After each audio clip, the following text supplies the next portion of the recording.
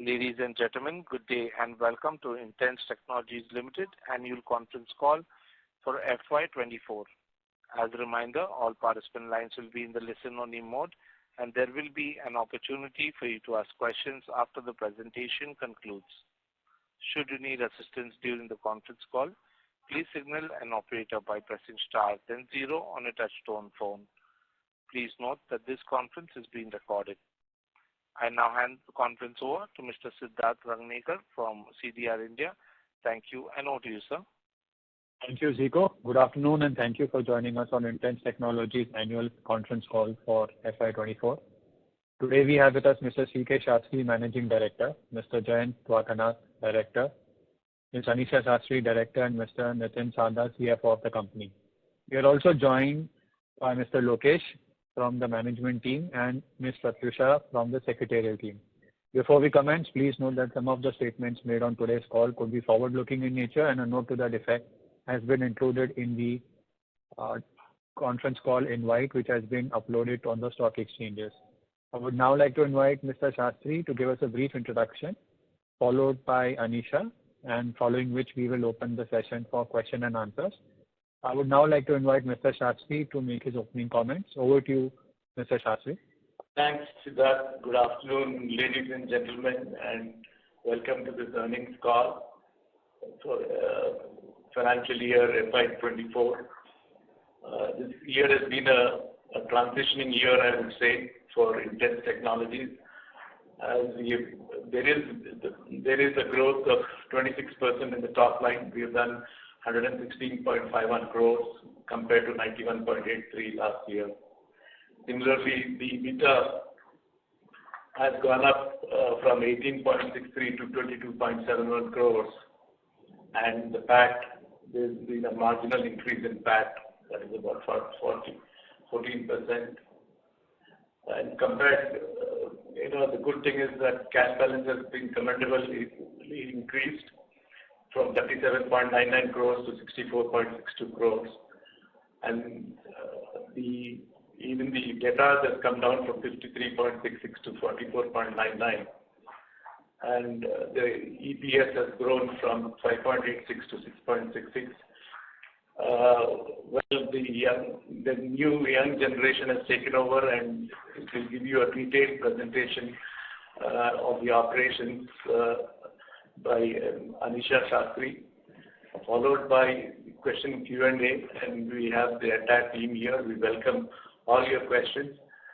All I would like to say is, don't look at us, look at the company from year on year. The investments which we have made last year, which is completed 12 months, is showing good, very encouraging results for us as a company from a long-term perspective, from a 3-year perspective. And I would like to hand over the... Ladies and gentlemen, please stay connected while we reconnect the management line.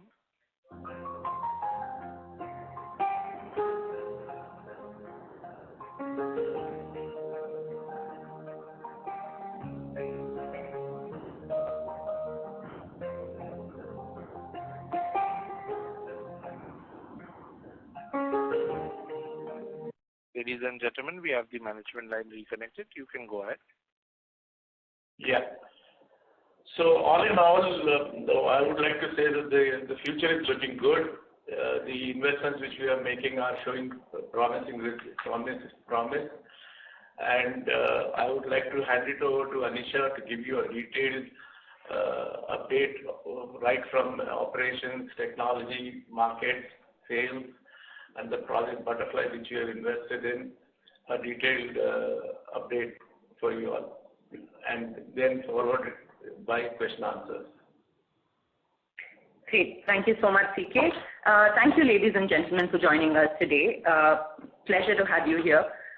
For those of you who are joining us for the first time, we're Intense Technologies Limited. We are a platform services company. We specialize in the BFSI segment, and over the last year, we have significantly made investments to move into government as well. So while our platforms are very core to enterprises, these are mission-critical platforms which are vertical agnostic, but we brought in a focus of BFSI, our focus of BFSI and government, so that we are able to take a more focused approach to the market and expand better. Before I get started on my update, I'm very, very happy to let you know that this is the first time in our history that we've crossed 100 crores. It was a milestone for us. It happened early on in the quarter. It was a milestone for us. And in general, it is a testament for the strategic initiatives that we have taken over the last 1 year and how they are bearing fruit. As Mr. Shastri said, our top line grew by 27% over last year. And this was only possible because of the Project Butterfly initiative that we have taken over the last 1 year. Now, for those of you who are not familiar with what Project Butterfly is, at the beginning of last year, we introduced a strategy to see how we can add additional revenue streams so that we are able to cross-sell, upsell to our customers better. And in general increase our wallet share from our existing customers. We have marquee names across the BFSI segment, and erstwhile we were only doing the 80 crores, 90 crore revenue. So our strategy was, one, how do we farm our existing accounts better? And for that we horizontally and vertically expanded services complementing our platform. So using our IP assets, we deliver additional services today. And I'm happy to let you know that our existing business grew to 92.98 crores from 79.08. Our additional tech-enabled services business grew to 21.5 crores from 11.5.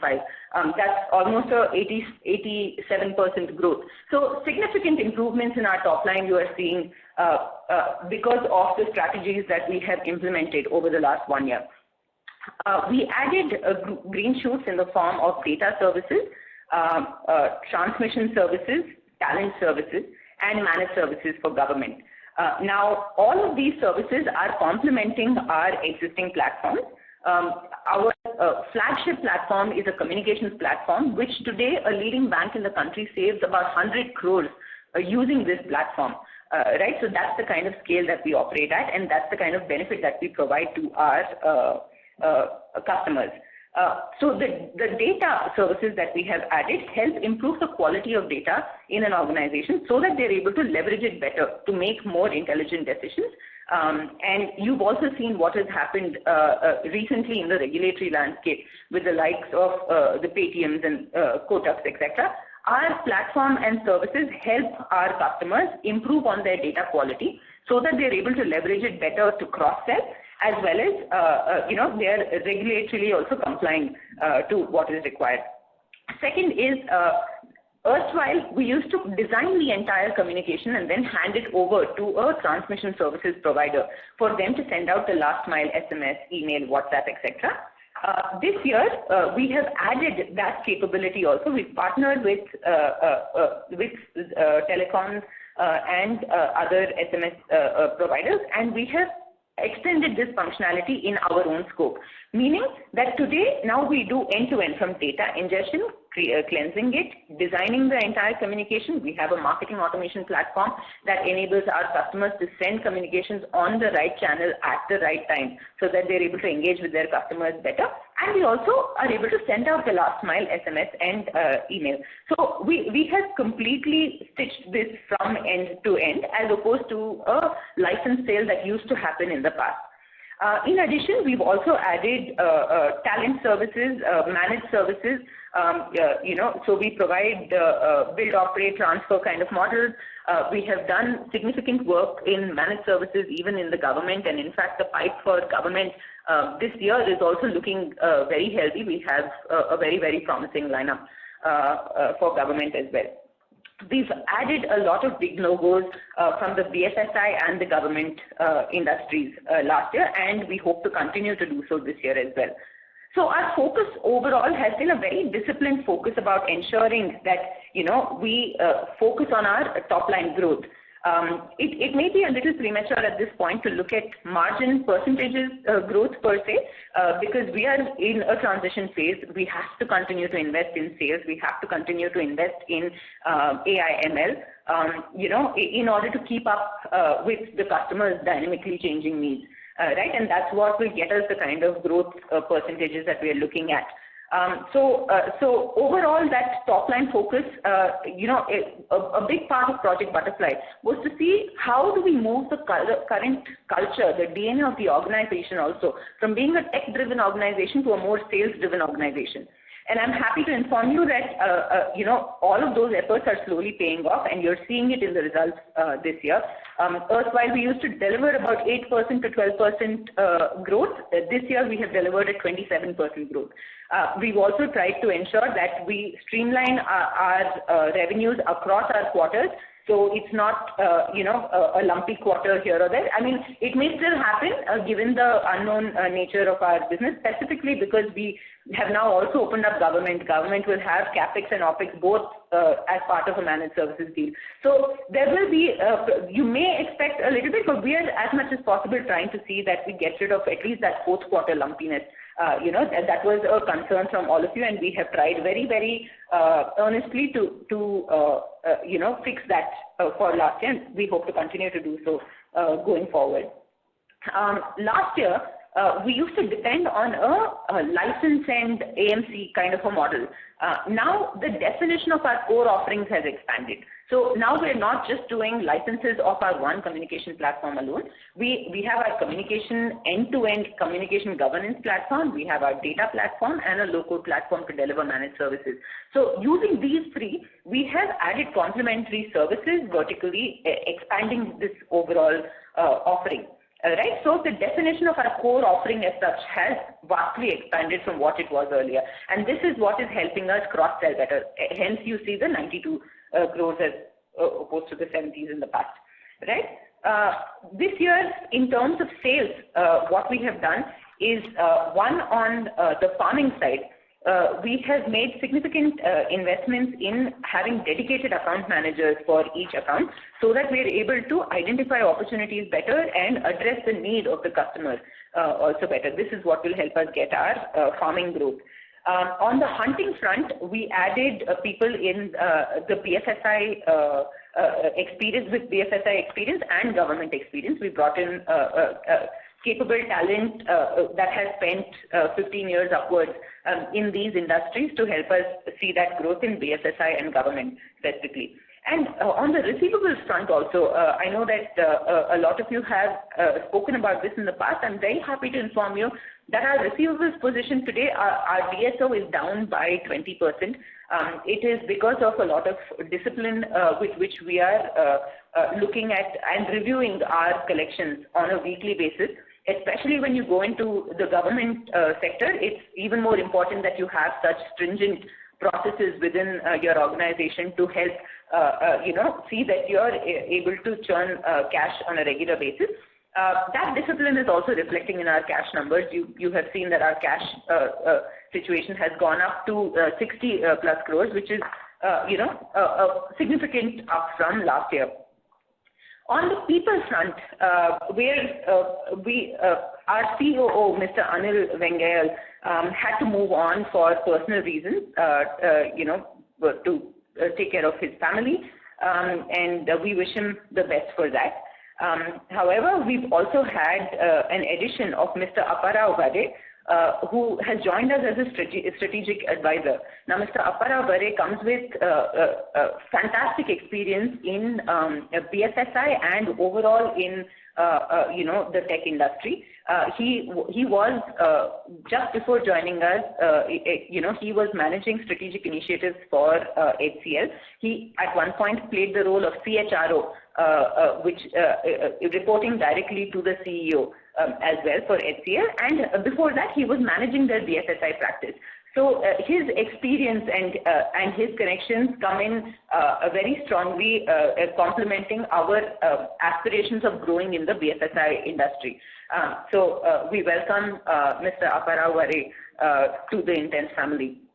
In addition, we added these green shoots of data, talent, etc. So what we did was we brought in industry experts, sales experts in these core domains, and they will work hand in hand with our farmers and our hunters to see how we can cross-sell these green shoots into our existing organizations. On the overall headcount front, we put in a lot of effort to see how we could optimize our strength and then invest all of that money back into sales. And that's reflected in our numbers as well. Last year when we had this conversation, we were almost 600 people.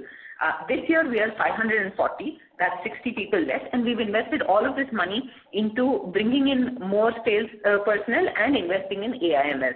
So again, continuing to focus on the strategic objectives that we've laid out for ourselves as part of Project Butterfly. On the product front, the three platforms have matured quite a bit. We have invested significantly in bringing AI and ML capabilities into these products. The idea behind it is twofold. One is we keep up with the market's dynamically changing needs. Two, we're able to deliver faster, which means the customer goes live faster, and we're able to then see an uptake in revenues from there onwards with our customers. Three, we optimize on how much it takes for us to deliver our platforms as well with customers. So by bringing in machine learning capabilities, etc., we are significantly cutting down the time it takes to delivery and improving the value that it provides to our customers. We're also leveraging large language models, LLMs as they call it in the IT world, to migrate from other platforms to ours. So we see a good opportunity for replacement markets, especially internationally. It's an area where we definitely want to focus on this year. We hadn't been able to invest much on international expansion last year, but that's a strong focus for us this year. So we brought in LLM-based capabilities to see how we can migrate from some of the other larger, monolithic platforms to our platforms, giving our customers the kind of flexibility to get to latest technology without having to be worried about, BAU being the problem. BAU meaning business as usual. We also added code generation capabilities in our low-code platform. Typically, there is a certain inertia that comes with adopting low-code platforms because, they feel like code control is not there. But we have added the capability of being able to export code, generate and export code as well. We used to anyway export front-end code, web code. Now we've also generated capabilities of exporting back-end code. And this helps remove the inertia of adopting a low-code platform. So we hope to see an uptick in, how we deliver our managed services using our low-code platform so that we are able to, deliver more efficiently as well as the customer is, adopting it with open arms. Overall, the objective with our products also was to see how we complement this horizontal expansion of our overall offerings. And today, on the communications front, we cover end-to-end, from ingestion to designing to marketing automation to transmission. We cover end-to-end, and this will continue overall. So I think just to sum it up, our Project Butterfly was brought in with the intention of expanding revenue streams so we can, improve on top-line growth, and then seeing how we optimize how we deliver internally to see that we're also able to impact our bottom-line growth. And while you would have seen in our results that, all of these initiatives are paying off, and it is reflecting in our numbers, and we will continue to strive with the same enthusiasm to see how we can go into next year as well. While you may, your top-line growth, we are trying to see as much as possible that we remove the lumpiness across quarters. It may happen though, by virtue of being in the kind of businesses that we are in, but I would urge you, like Mr. Shastri said, to focus on us as an annual script, look at us on annual growth numbers and don't focus on a quarter-on-quarter comparison with us. We are working very, very hard to ensure that we deliver the kind of top-line growth numbers that we've set for us, as well as our absolute margins as well. Margin percentages, given the nature of businesses, it may be premature to or too early to be able to settle on margin percentages, but core absolute margin values we will definitely focus on increasing and adding cash to the bank. And I would also just like to close this conversation by saying, as part of our initiatives and as part of our budgeting this year, we have increased our dividend payout as well. Thank you so much for your patience with us, and we continue to remain positive about our business. Now we have increased our dividend payout to 50% as opposed to 25% last year. And with that, I would like to. We would further like to state that we continue to invest in growth. We are looking at a 3-year view for this company to take it to the breakaway stage, and we will continue to invest in the international markets and also domestic markets, primarily to see that we scale up better. Absolutely. With that, we would like to open it up for questions. Thank you very much. We will now begin the question and answer session. Anyone who wishes to ask a question may press star and 1 on the touchtone telephone. If you wish to remove yourself from the question queue, you may press star and 2. Participants are requested to use handsets while asking a question. Ladies and gentlemen, we will wait for a moment while the question queue assembles.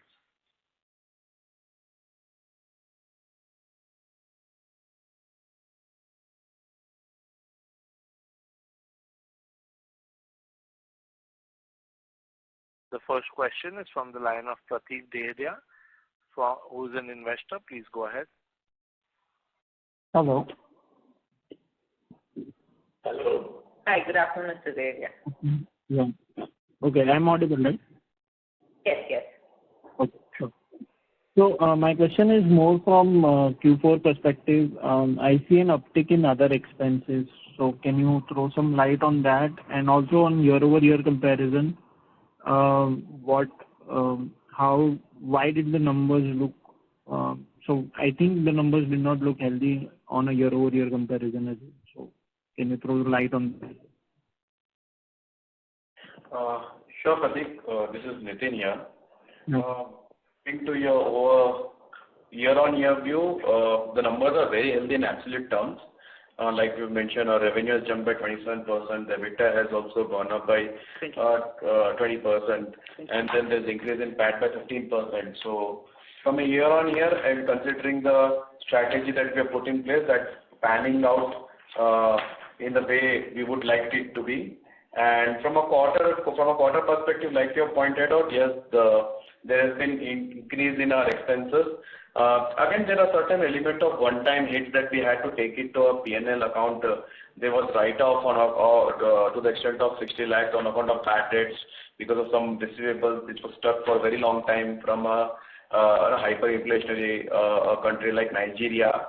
So we provided that. And then since, as Anisha has pointed out, we had Mr. Anil, who was our CEO, who has left the company for personal reasons. So there's another provision that we had to account for towards the settlement that's in the range of 65 lakhs. And then there's also for this particular quarter, since in particular in Q4, a lot of our sales folk whom we have been investing for a very long time had achieved their target in terms of the revenue that we had set for them. So there's one-time variable payout that happened in this quarter that's around 60 lakhs. So all of these were the reasons, which is why you'll see uptick in expenses for this quarter. Okay, got it. And how do you see forward, at least if you could provide some sense on, H1 for 25, how do you see in terms of business uptick and any new initiatives that could spring up during first half? It's looking positive for us, Pratik.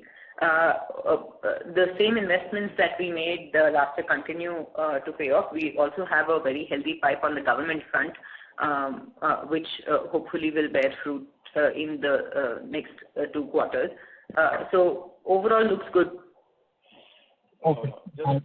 Just to add, Prateek, I mean, from an absolute margin standpoint, we don't see any challenges, but from a margin standpoint, that will also depend on the composition of revenue, because each of the segments that we are trying to, which is gaining traction, and it also depends on the opportunities we are trying to, materialize. So the margins will vary in line with the composition of the revenue that we are accounting for that particular quarter.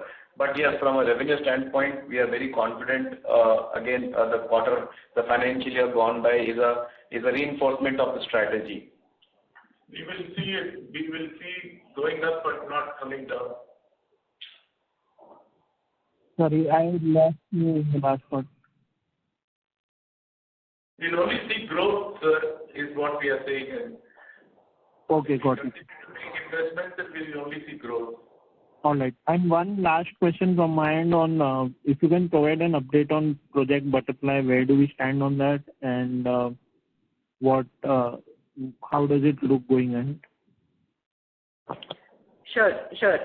So what I was trying to convey with Project Butterfly is that the green shoots that we invested in, we hired dedicated sales persons to head each of those green shoots. We have seen that paying off in terms of our farming as well as in new initiatives. So, for example, in farming, we saw an increase of almost 18%. From last year to this year, and that happened because of all these additional green shoots that we've added.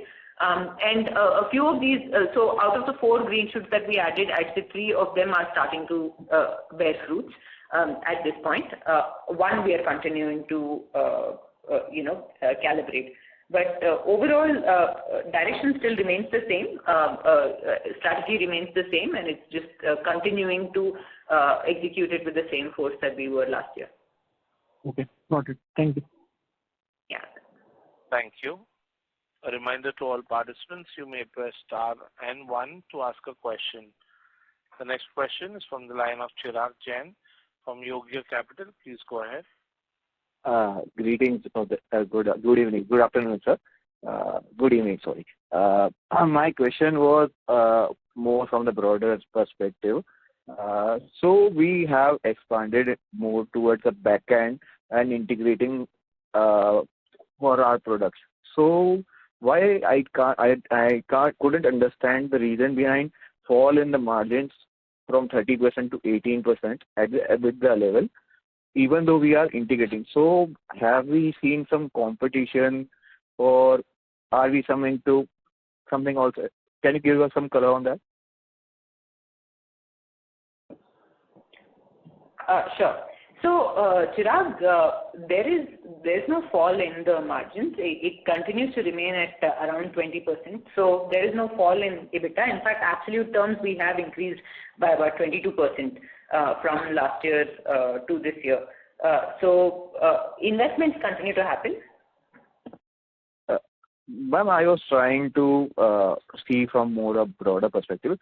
So when we compare versus FY22, when we started the Project Butterfly, we were at 30% around margins and 25 crores of EBITDA. Okay. However, we have integrated further post that after starting Project Butterfly. So that was my question on. Sorry, got it. So 2 years back, I think that was because of a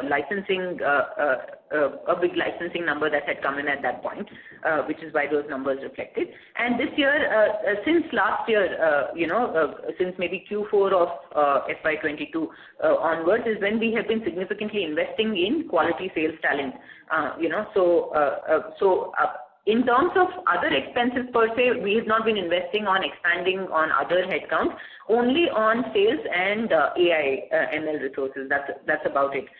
So I think that's the difference. However, when you compare it to FY22 to 23 to FY24, we continue to remain similar. Okay. So margins would be in the similar range of 20% around odd levels. Yeah. We are in the transitioning, as I mentioned, we are in the transitioning stage because we are investing in growth we would want to maintain that margin and, over a long-term period, improve the margins. Yeah, I got that. Secondly, on the AI and ML that you are mentioning, can you further go deep on that? Because you mentioned that it was only for a few clients to migrate to our platforms. So that's only our AI or AI ML platform, or there are other uses also which have been developed by us? Sure. So that is one core usage which will help us in our replacement market. But we've added many other functionalities such as send time optimization. We identify whether Chirag prefers WhatsApp or Chirag prefers email or SMS while communicating.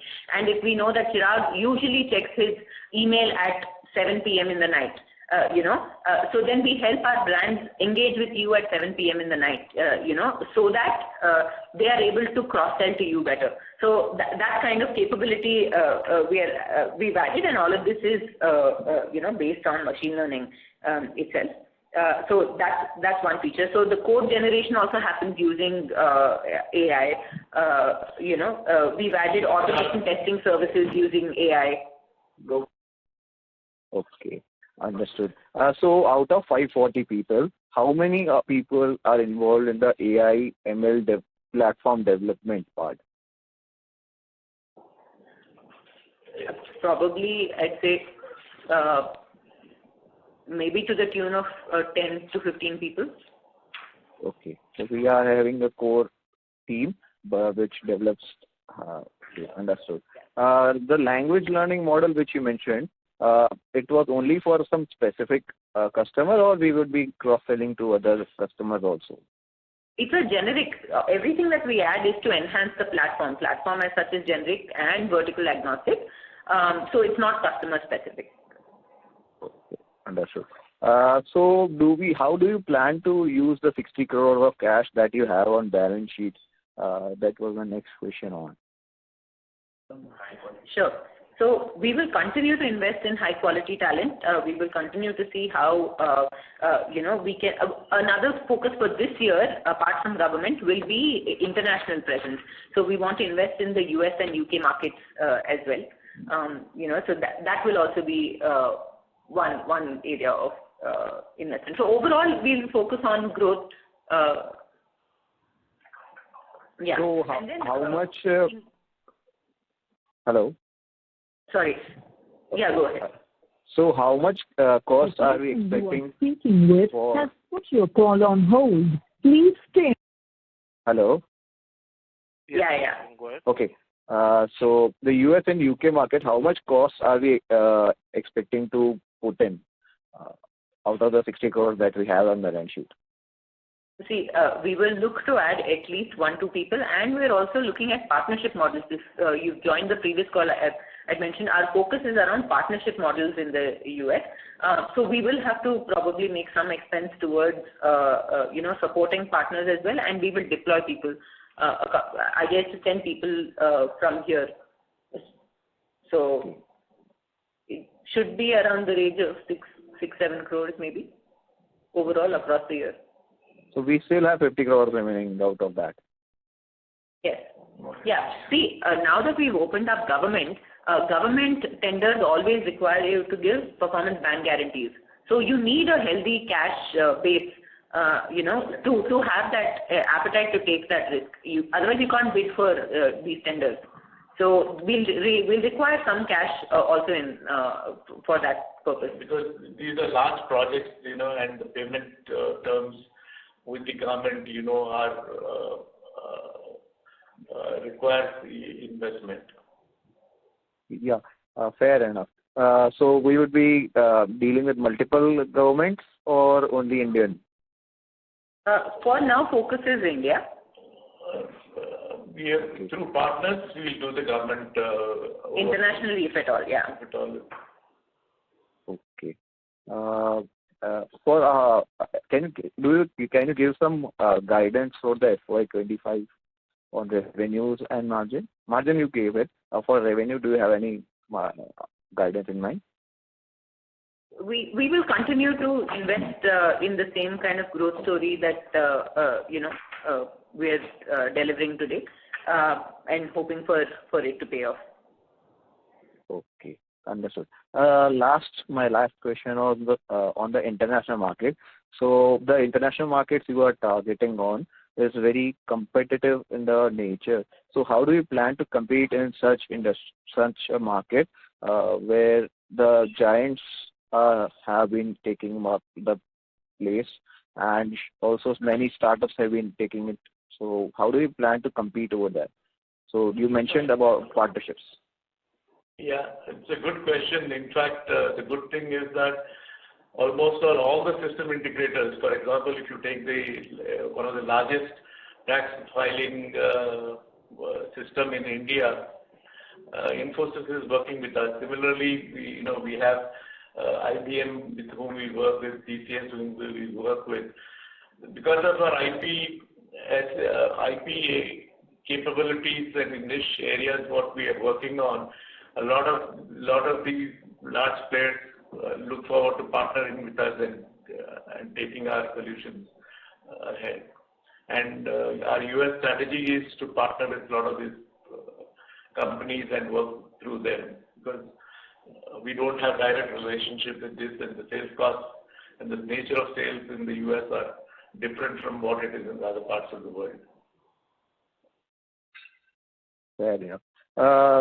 Another one, if I could squeeze in, we have appointed separate account manager for each account.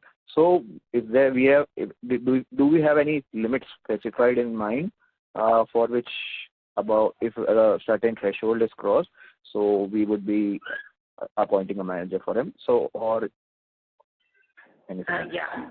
So it's not based on limits that we've crossed, but it's based on earnings potential that we have defined from our accounts. So what we've done is we have segregated all our accounts into 5 categories. Strategic, so key accounts where there are dedicated, teams doing managed services, strategic accounts, growth accounts, and active accounts, dominant accounts. So this is how we have segregated our accounts. So dedicated account managers we give to key and strategic accounts. And then we have maybe 2-3 accounts shared between by one account manager with growth accounts and multiple more inactive and so on. So it's based on earnings potential from these organizations, what their IT budgets are and what they are able to spend with us. Okay. So what is the headcount for salesperson of these managers? Account managers alone? Yeah. Is about 12. 12 managers, and in total, how much is the salesperson size? Overall sales size should be about 21, 22 people, I think. Sorry, I don't have the number handy, but I will just... Okay, so I understood, fair enough. So 60 people are in there. Rest of those 500 people, where are they deployed in? So about 220-ish people on the delivery and operations side, sitting out of customer locations, and about 150 people in engineering, and the remaining across all enabling functions like HR, finance, marketing, consulting, and the like. Okay, understood. That was all from my side. That was very helpful and information. Thank you, and wishing you all the best. Thank you so much, Chirag. Thank you. Ladies and gentlemen, a reminder to all participants, you may press star and 1 to ask a question. The next question is from the line of Aviram Kumar from CIL. Please go ahead. Yeah. Firstly, congrats on the revenue front. Sorry to interrupt, sir. Your audio is clear, sir. Yes. Hello? Yeah. Firstly, congrats on the revenue front. Sir, may I request you to use your handset, please? Your audio is not very clear, sir. Okay. So, Paul, congrats on the revenue front for having a 26% growth. Thank you. Yeah. So, in terms of the EPS, since 2018 to 2021, the EPS has been between 8 to 8.5 rupees. Now it has gone to around the 6 rupee mark. So as part of the Project Butterfly, when can we expect an EPS that is all-time high? Like this year, we've achieved a revenue that's all-time high. When can we have that result shown in EPS as well? As I mentioned, we are in the transition phase and we're in making all these investments for growth. We expect all-time high in 2 to 3 years' time. In 2 to 3 years' time. Okay. Just to give you a little more granularity, each line of business that we are targeting, that depends on our complementary strength based on what we have been, the expertise and learning that we have had in this BFSI segment. So each of the segment will mature at different points in time, and that's where you'll see increment EPS that percolating down to EPS. Yeah. So it will take 2 to 3 years roughly to get back to an EPS of 2021, which is 800 rupees. No, beyond that, beyond 2021. We are not saying that, you will see a significant, you asked for an all-time high, I said 2 to 3 years. Okay. Fair enough. And secondly, I see a public notice given that you have changed offices. So would that mean that the old office that you own, would you be selling it? And would the company be distributing that any proceeds partly or full as part of like in dividend form, or is there any plans to buy the shares? Because once the dividend is distributed, the money can't be taken from investors back. But however, if you buy shares and you can always sell the shares back in the market. That's where you can raise money to use it for your future growth. Because from the CFO comments, he has outlined few aspects why the EPS has gone down, and I would like to note that there's also been a share dilution, and obviously for the right reason. The better the management is compensated, the better it's for the company. So buying shares in the market using the existing excess cash would help add value to investors. So would you be approaching investors to get their perspective on this matter? In fact, thank you so much for bringing this up, Mr. Nizam. It completely skipped my mind to inform shareholders. So yes, it was quite a significant upgrade for us. We've moved from our office in the suburbs to an office in the heart of where IT is, right beside Microsoft, Microsoft, Salesforce, and the like. So yes, we have made that significant shift. The idea is precisely what you've mentioned, Mr. Nizam. The idea is to see how we can probably look at selling this property, and those proceeds we will definitely see how we can invest in buying back as well. So, and what can we expect in terms of the market rate at the moment? Any public information that you have? There should be a record on books by the Telangana government just to say how much the property is worth, and there'll be a market value as well. Would you be able to shed some light on both the valuations, roughly? A tentative answer would be nice. We are talking to quite a few property dealers like Frank and Singh and Wakefield and all of these people. There is a small catch here is that the prices might shoot up or come down based on there is a expected expressway which is going to come up from the Secunderabad parade grounds till which passes is right in front of us till the outer ring road. So people are not able to give a thing, but ballpark around 6 to 7 crores is what we are looking at, but it might go up or might come down based on the outcome of this decision which is going in the political circles. Okay, sir. 6 to 7 crores would be the value of the fixed property, the building and the land. Sure. Also, just to clarify to what Anisha just mentioned, so we have also actually created an ESOP trust scheme whereby we are planning to add we are adding a lot of segment leaders within the company who come with extensive experience in that domain, and to help us reward them better, we have created a trust which would ensure that the employees are rewarded, and at the same time the shareholding is not diluted as much. So that's the and for the operation of the trust, the trust would be buying back shares from the open market. The normal trust ESOP mechanism that has been put in place.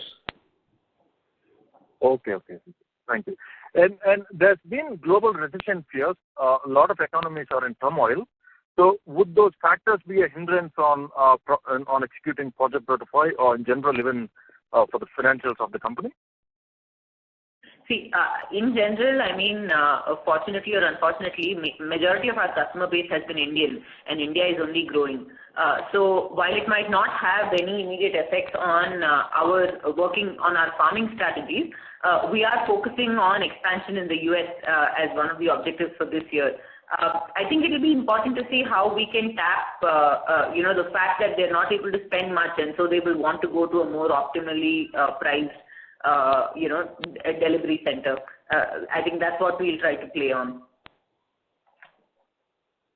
Sure.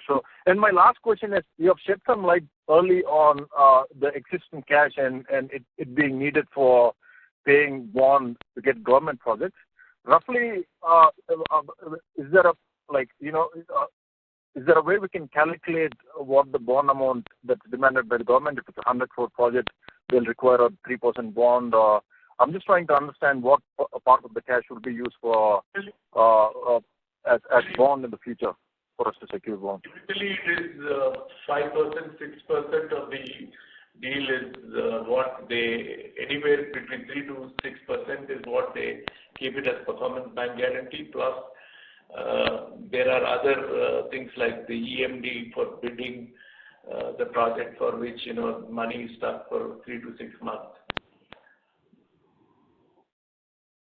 Okay. Thank you.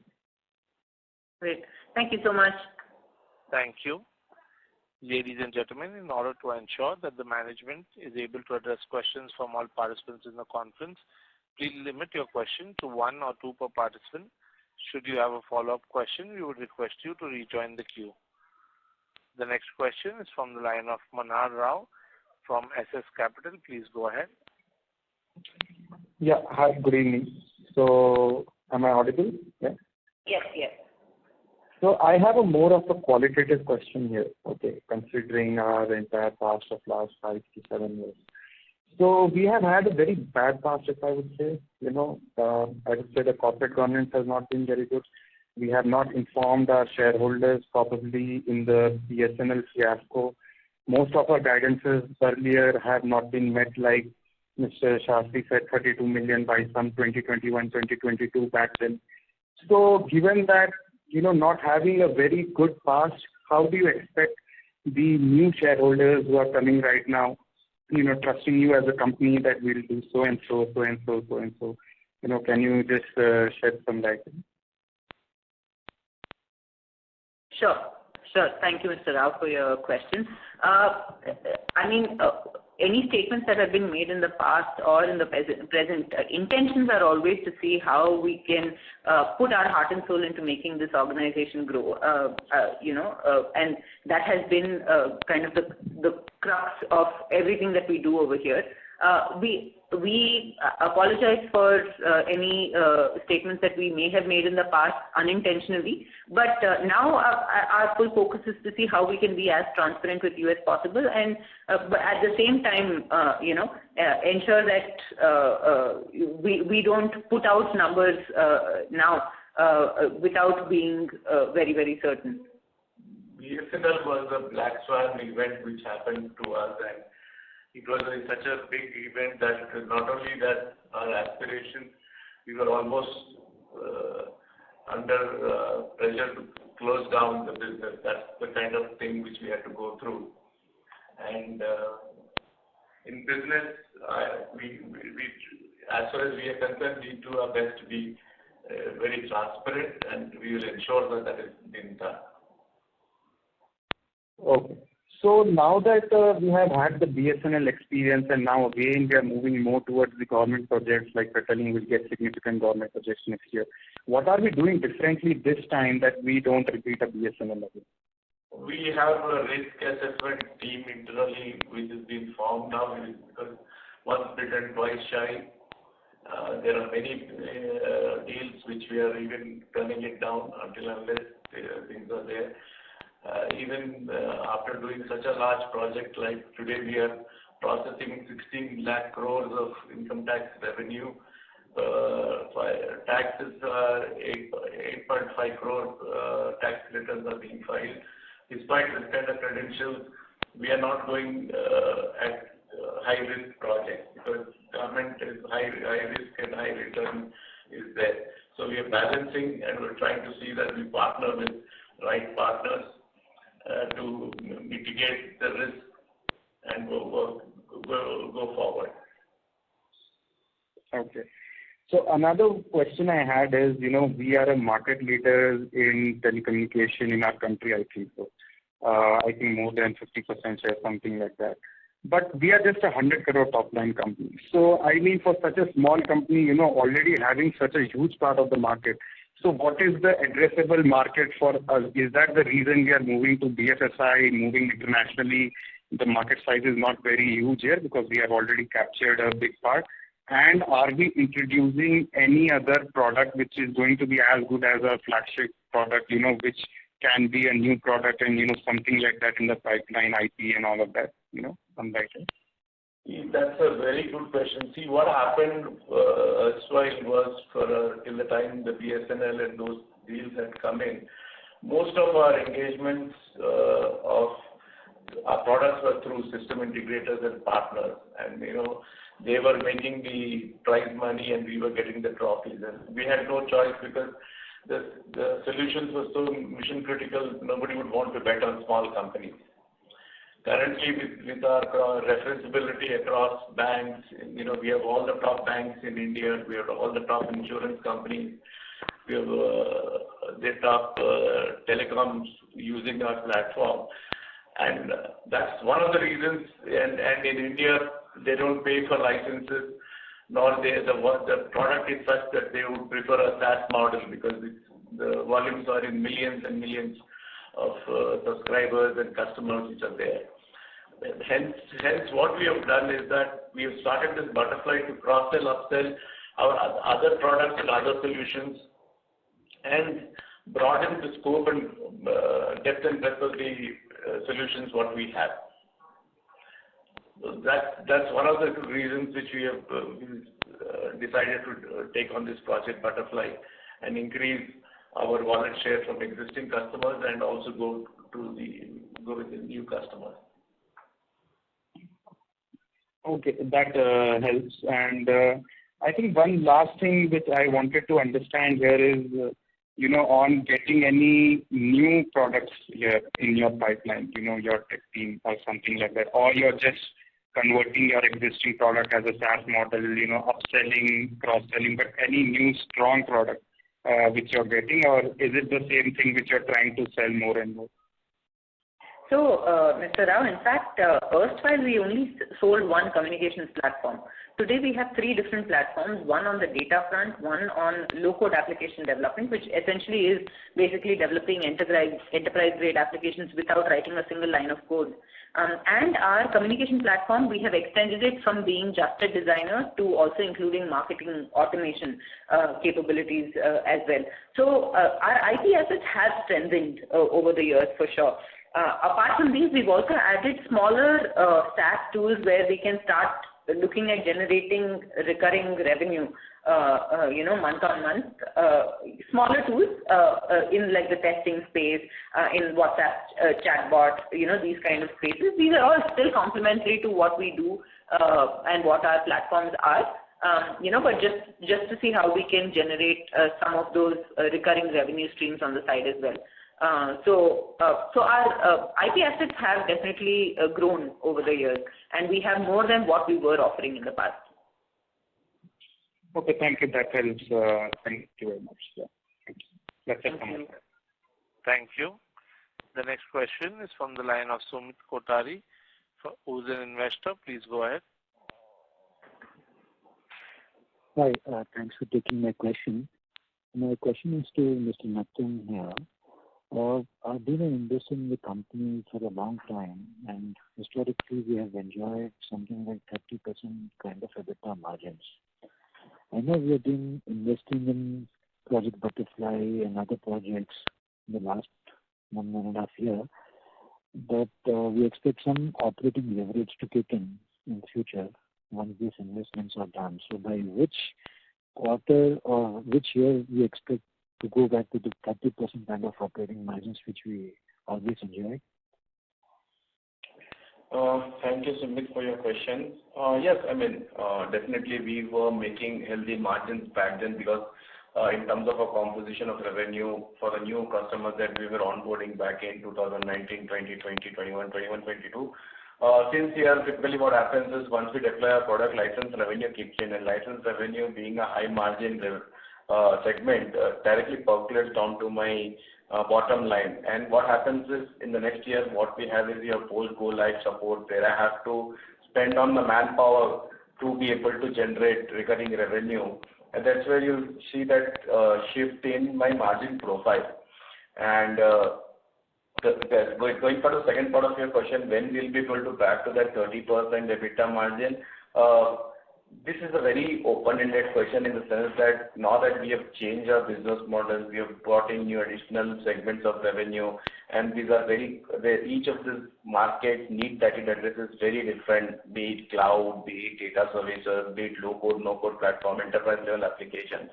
And government in particular, wherein we are trying to enter into managed services, having implemented a very robust, strong risk identification, assessment and mitigation strategy along with our partners.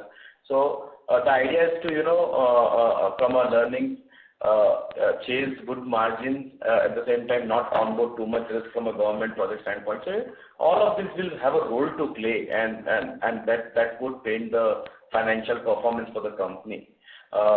Again, this is where management has been, trying to draw your investors' attention is that in terms of absolute numbers, will definitely outperform each financial year, historical financial year on year-on-year basis.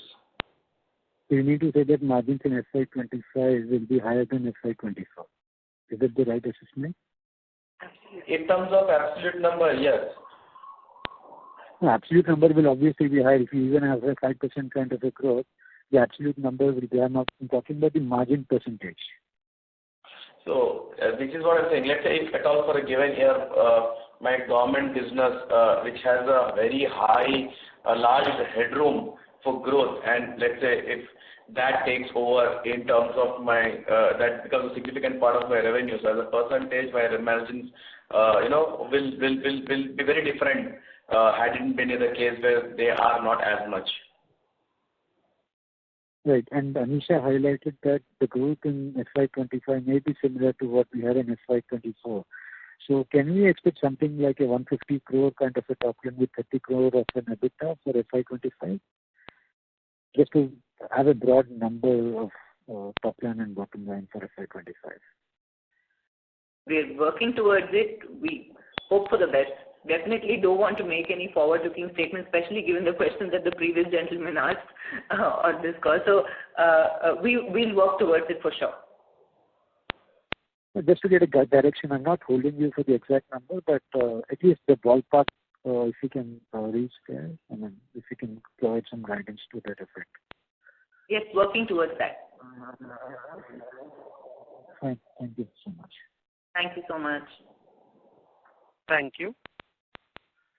Next question is from the line of Pradeep A, an individual investor. Please go ahead. Thank you. Mine is a request rather than a question. It's difficult to keep track of all the milestones achieved, pipeline, growth perspective on a quarterly basis. So if we have a detailed presentation addressing the above, so that was help us to understand the things better, and also easy to share with our fellow investors and in the groups. So definitely. In fact, we've already created one. We will be uploading it later today. Yeah, that will help a lot. Thanks. Thank you. Thank you. Next question is from the line of Pratik Dedia, an individual investor. Please go ahead. Yeah. Am I audible? Yes, you are. Please go ahead. Yes.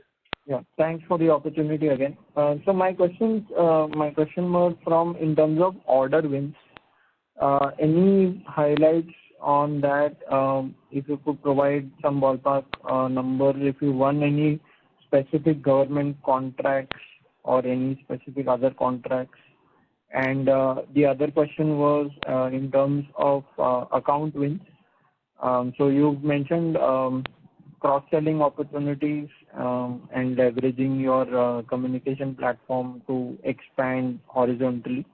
So if you could throw some lights, if you've been able to bill higher in any of your large customers, and by what amount or some ballpark around. Sure. So in terms of logo additions, we were able to add, I think, about 3 on the banking side. We added one also in Sri Lanka, one in the Middle East from Dubai, and then on the government side, I think we added almost 10 logos last year.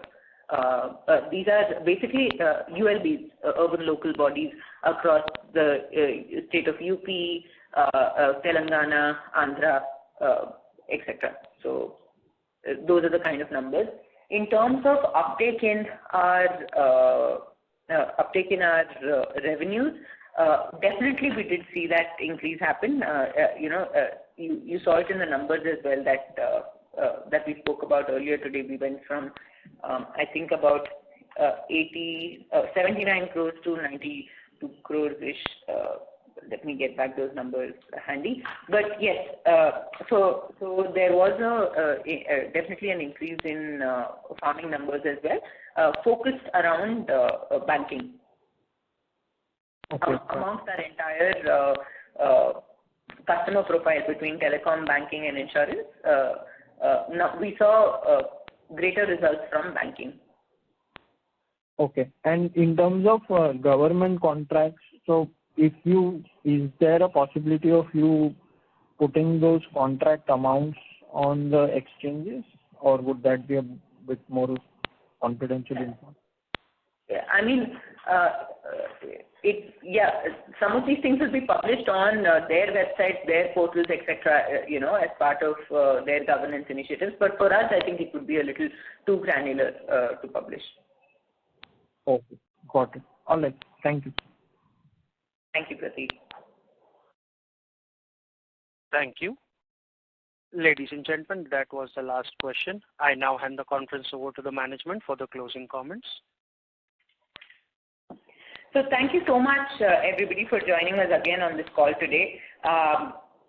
We are happy with the top-line growth that we have been able to demonstrate, top-line EBITDA, absolute percentages, etc. We're happy with the growth that we're able to demonstrate. We will continue on the same lines with our strategy that we laid out at the beginning of last year. That will be our focus. It will continue to be like that.